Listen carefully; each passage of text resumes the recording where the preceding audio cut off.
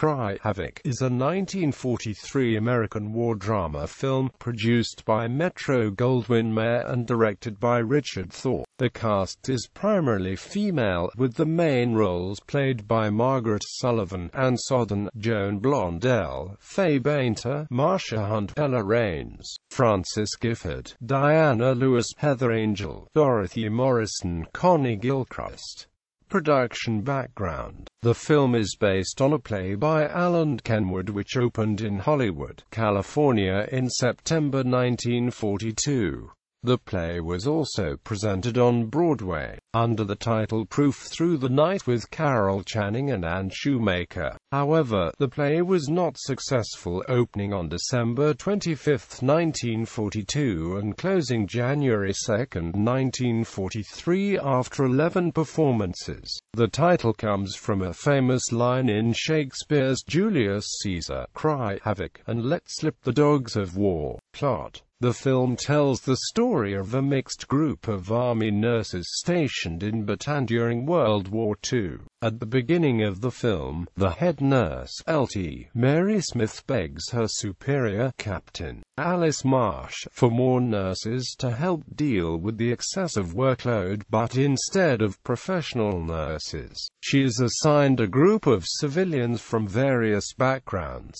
They lack experience and require training and find it difficult to settle in. Pat Connon rebels against Lt.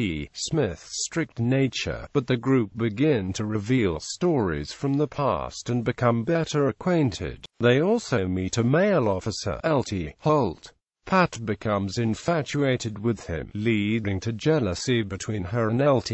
Smith, who refuses to explain why she is offended by Pat's attention to him. During an air raid, one of the volunteers, Sue West, is separated from the group, and some of the women, including her sister Andra, search for her. After 3 days, she is found alive, having spent the time trapped in a hut with the corpses of several soldiers who were killed during the attack. The hardships bring the women closer, and they discuss the hopes for the future. Grace, a former burlesque performer, dances for the group to break the tension. Sue remains in a state of shock following her ordeal, and this is compounded when the hospital is attacked again. Grace is injured, and in a later attack, Connie is killed. An opportunity arises for all of the women to leave the island, but after some discussion, they all decide to remain and help as best they can. Lt.